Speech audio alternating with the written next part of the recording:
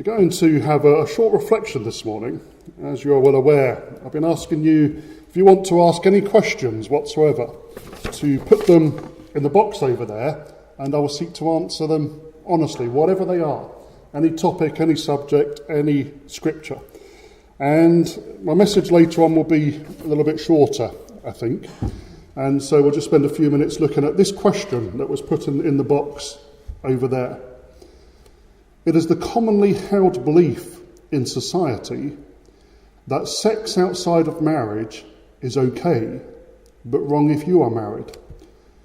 Where do we get that from the Bible? Well, that's a very good question, and to answer it we need to go back into the Bible a little bit and also just talk a little bit about church history. Now, I'm not talking about single people this morning. If people are single by choice or whatever, that's not what we're addressing. And I'm not talking about people who've chosen not to have children or people who haven't been able to have children for whatever reason. And so I just want to say that there are three reasons that the Bible actually gives for marriage. And the first is the procreational aspect of marriage, which is only one aspect. But as I say, some people choose not to have children, or some people are not able to do so. And so that doesn't negate the other two purposes of marriage. And again, I'm not talking about single people this morning, that you can't have the same sort of relationship with God. We're just focusing on this one issue.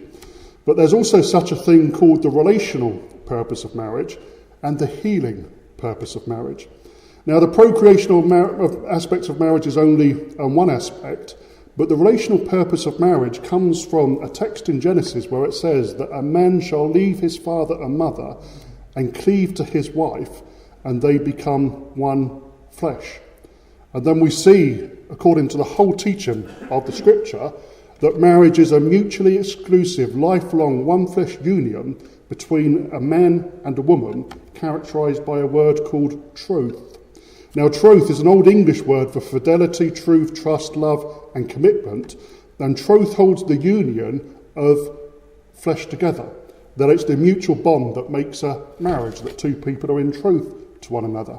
And again, to cleave is an Old English word for keeping the troth, which means counting on each other through thick and thin, given the utmost, sharing deeply from inside.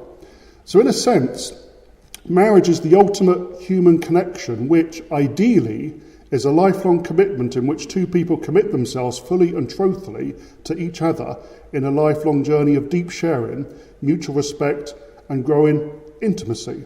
That doesn't mean to say that divorce doesn't happen and so things. That's the sort of the ideal.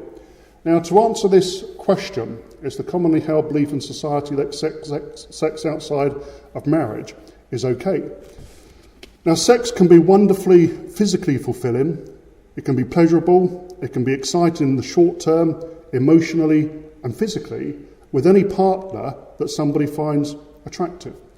You look at society, that's the commonly held belief, and I don't think anybody would disagree with that, of course there's a pleasurable, physically and emotionally exciting side of it. But sexual appetite, according to the Bible, uncontrolled by mutual love and troth, which means being bound together by cleaving, it constantly threatens to damage and to disrupt human lives because it breaks us at an emotional and at a spiritual level. Because we go from deep intimacy with one person, be that physical or emotional, to separation, and then we move on to another partner without the intimacy of commitment or truth. And to have such intimacy, whether it be physical or emotional, and then to break it and to keep moving on, in the long term, it doesn't actually give us any meaning. It becomes empty. This is one of the reasons, if you listen to some of these movie actors and pop stars, Mick Jagger or others who often have numerous sexual encounters and partners, eventually they settle down and marry to just one person because they say, ultimately that lifestyle, it's empty. It doesn't fulfill in the long term. And that's why you see quite often that even though they've had multiple partners in the past, they eventually end up settling down with just one person. And that brings us on to the third aspect, which is the healing purpose of marriage. Healing is one of the ways that God works through the marital bond. Not always, of course, because our self-serving impulses tend to get healed. It's learning the meaning of faithful love to another person, a spouse, where we gradually become more able to devote ourselves to the good of others and for more selfless reasons. And in being loved in return by a spouse, we find that some of our deepest anxieties, our fear of loneliness and desertion, are actually stilled and quieted. That's why the marital bond is seen as a covenant in the Bible, not a contract.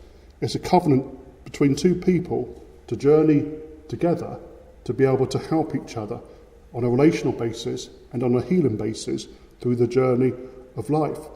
And so it's not just a simple case of saying, well, the Bible says sex outside of marriage is wrong or anything like that. It's more looking at what was the purpose why God created it. God created us to be able to understand what it means to have a committed relationship. He created so that we can have that healing going on in our lives. We become more like God when we allow our passions and love to be channeled into a relationship that is in the shape of God's own steadfast faithfulness and commitment.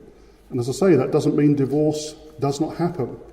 Some very well-known famous Christian leaders have been divorced, have got divorced. Even after 20 or 30 years of ministry, it doesn't always work, but that's a different issue.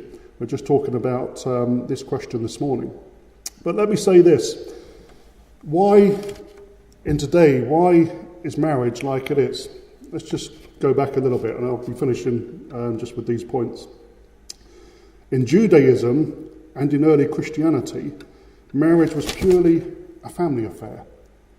If you wanted to marry Jane, or whatever name you want, or James, the families would come together and they would look, are they compatible socially, economically, religiously, and so forth. And the families would actually get the people married. It had nothing to do with church, it had nothing to do with synagogue, it had nothing to do with state. It was actually a covenant between two people in the presence of God in the family setting. That changed during the 6th century when a man called Augustine spoke of marriage in terms of sacramental bonds, i.e. it should not be broken. That's when Christians first started to go along to the church to actually have a ceremony.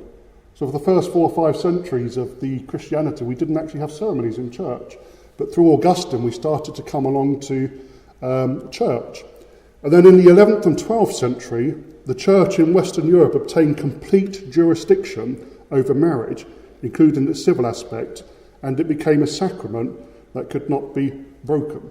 So as well as the covenantal and the sacramental aspects, the church took the legal aspect.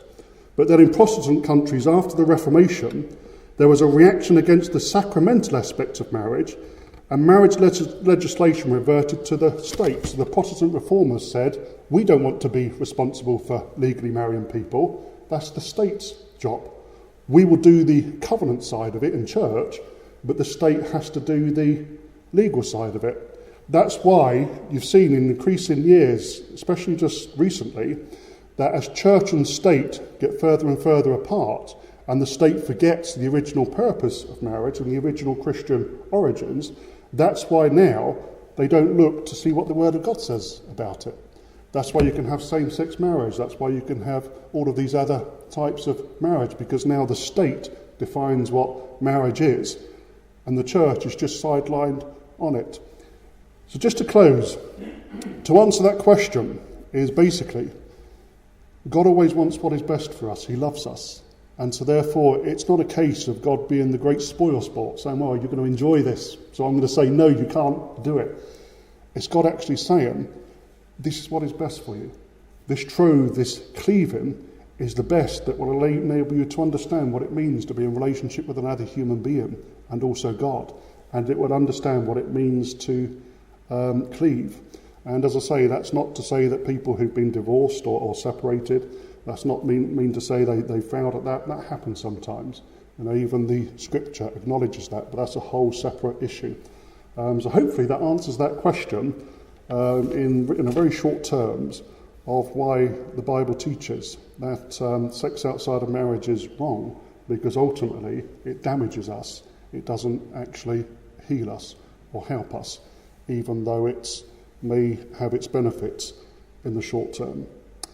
We're going to bring our prayers of intercession. Let's pray.